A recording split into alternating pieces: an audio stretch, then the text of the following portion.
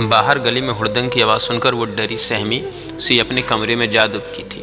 धुलंडी के दिन मस्तानों की टोली ने अपनी ही धुन में मस्ती की गीत गाती, ढोल बजाती होली है की आवाज़ से पूरी गली को गुंजायमान कर रखा था।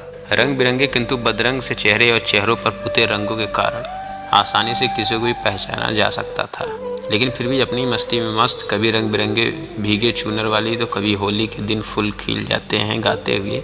और इधर डरी सहमी से अपने कमरे में कैद ईला। अब उसे पहले जैसा डर तो नहीं लगता, लेकिन फिर भी वो होली है कि आवाज़ सुनते ही भीतर तक कांप गई थी। कुछ बरसों पहले तक तो इतनी घबरा जाती थी कि तत्काल ही उसे अस्पताल में भर्ती करवाना पड़ता था, जहाँ वो कई दिन तक रिहेबिलिटेशन के बाद घर लौटती थी। ऐसा नहीं कि बचपन से हीला ऐसी थी, बचपन में तो खुद भी बहुत शरारती थी और होली वाले दिन तो पूरी शैतान की नानी। कई दिनों से ही होली की तैयारी में लग जाती थी। मोहल्ले भर के लोगों को होली के उपनाम किसी भाभी को कैसे रंग लगाना है, किसको कब पानी में गिराना है, किस पर कब गुब्बारे की मार करनी है, इसी तरह की प्लानिंग करती रहती थी। और धुलंडी के दिन तो उसकी धम्मा चौकड़ी देखते ही बनती थी। उसकी दादी हमेशा चिल्लाती थी उस पर, कहती थी जाने कब अकल आएगी इस लड़की को, ऊँट की जितनी हो गई लेकिन अकल ढेले भर की नहीं है, कल को ससुराल जाकर नाक कटाएगी हमारी।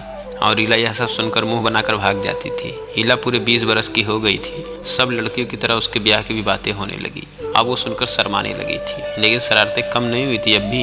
एक दिन केलकर जी अपने लड़के सुबेद के लिए ईला को देखने आए। गली में घुसते ही उन्होंने मकान का पता पूछा तो वो चुलबुलाती सी अपनी ही मस्ती में गाती केलकर जी को लेकर अपने घर आ गई थी।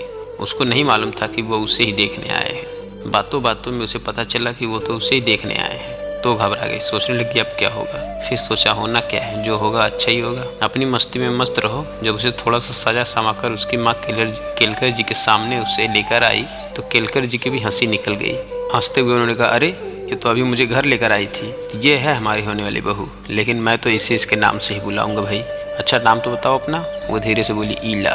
ओह बहुत ही प्यारा नाम, बिल्कुल तुम्हारे जैसा। और फिर उसकी शादी सुबोध से हो गई। बहुत खुश थी वो अपने नए घर में, हाँ ससुराल में। वैसा ही प्रेम, वैसा ही सबको स्नेह। उसे कभी लगा ही नहीं कि वो किसी और घर में आ गई। सोचती थी ससुराल हो तो ऐसा। आज वो अपने कमरे में बंद बस अपने में ही खोई सी थी। गली में होली के हुड़दंगियों की चहल पहल शायद और बढ़ गई थी। हुड़दंग की आवाज़ें अब कहीं ज़्यादा साफ सुनाई दे रही थी। जैसे जैसे आवाज़ें नज़दीक आती गई उसकी धड़कनें बढ़ने लगी, उसकी बेचैनी बढ़ने लगी। वो धीरे धीरे अपने कमरे में टहलने लगी थी। टहलते टहलते एक बार फिर उसी यादों के बियाबान जंगल में भटकने लगी थी। कितनी जिद की थी उसने सुबोध से कि वो पक्का रंग भी लगाएंगी। सुबोध उसे गुलाल के लिए ही कह रहा था, क्योंकि हमें पर्यावरण का भी, पानी का भी ध्यान रखना चाहिए। लेकिन वो बोली थी, हाँ जी मैं मानती हूँ, इतने पानी की पूर्ति सप्ताह में एक बार बिन नहाए रहकर कर लूँगी, लेकिन होली तो मैं पक्के रंग के साथ ही खेलूँगी। पत्नी की जिद उसका मर रखने के लिए दोनों बाजार जाकर सुर्ख लाल रंग भी ले आए थे।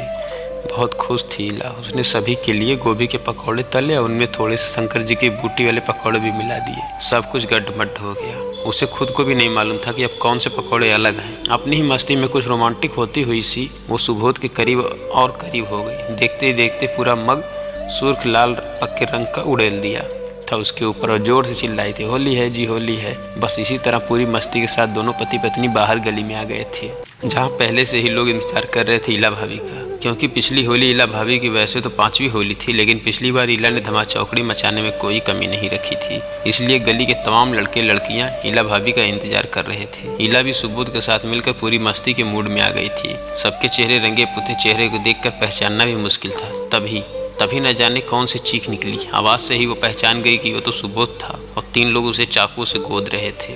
वो हक्की बक्की से खड़ी रह गई, फिर जोर से चिल्लाकर बोली, सुबोध की तरफ भागी, उसे अपने बाहों में ले लिया। उसे होश ही नहीं रहा कि क्या कर रही है। और वो तीनों भाग गए थे जो चाकू से वार कर रहे थे। अस्पताल पहुंचने से पहले ही उसका पूरा संसार उजड़ चुका था। अस्पताल पहुंचकर वो जड़ हो गई थी। उसके बाद उसे मालूम नहीं कितने महीनों ऐसे ही रही। हर आहट पर वो सहम जाती थी। साइकेट्रिक सेंटर में उसका लंबा इलाज चला, तब जाकर वह थोड़ा सा बोलने लगी थी। जब बोलने लगी थी तब खूब रोई थी वो। एक एक बात याद करके वह कहती, नहीं वो पक्का लाल रंग नहीं, मेरे जीवन में पक्का नासूर बन गया। अगर मैं जिद ना करती तो शायद। बस इतना बोलकर दहाड़े मारकर रोने लग जाती थी हर बार। बीच में पुलिस वालों ने आकर बताया था कि सुबोध के हत्यारे पकड़ लिए गए, लेकिन वो सुबोध को मारने नहीं आए, वो तो किसी इमरान को मारने आए थे, पुरानी दुश्मनी का बदला लेने। होली के रंग में रंगे चेहरों के कारण गलती से इमरान की जगह सुबोध को मार गए। इमरान और वो जाने कौन था जो जान बचाने के लिए शायद होली के हुजूम में मिल गया। लेकिन मेरा सुबोध तो गया ना। वो शायद चाहे इमरान को मारने आए थे या फरहान को, मेरे सुबोध की तो कोई गलती नहीं थी ना। कहते कहते वह बेहोश हो गई थी। फिर दौरा पड़ा, फिर से अस्पताल में भर्ती करवाना पड़ा। ये सारी बातें किसी फिल्म की रील की तरह उसके जहन में कौंध रही थी। एक एक सीन फिल्म की रील से चल रहा था।